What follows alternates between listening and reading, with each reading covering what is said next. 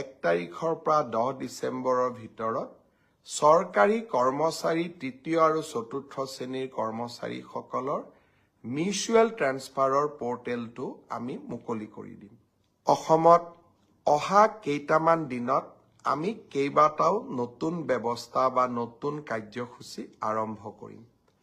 10 ডিচেম্বৰৰ পৰা 20 ডিচেম্বৰৰ ভিতৰত 10টা দিনত আমি 5টা কাৰ্যসূচী ৰূপায়ণ কৰিম।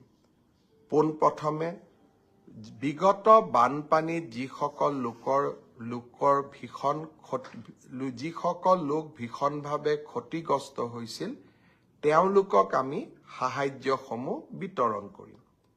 তাৰ পিছতেই মাইক্ৰ' ফাইনেন্স লোন ৱেইভাৰৰ আমাৰ যিখন আঁচনি সেই আঁচনিখনৰ অধীনত 50,000 টকালৈকে ঋণ লোৱা আই মাতৃসকলক আমি নো অবজেকশ্যন চাৰ্টিফিকেটসমূহ বিতৰণ কৰিম।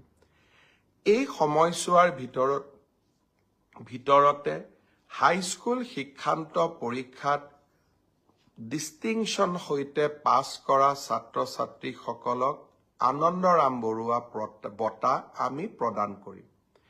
আৰু 10 ডিচেম্বৰৰ পৰা 20 ডিচেম্বৰৰ ভিতৰতে আমি নৱমমান শ্ৰেণীৰ ছাত্ৰীসকলক আৰু ছাত্ৰসকলক আমি চাইকেল বিতৰণ কৰিম। আৰু ঠিক একেধৰণে উচ্চতৰ মাধ্যমিকত সুখ্যাতিৰে উত্তীৰ্ণ হোৱা ছাত্ৰ আৰু ছাত্ৰী যিসকল ইতিমধ্যে নিৰ্বাচিত হৈছে তেওঁলোকক স্কুটিসমূহ বিতৰণ কৰিম।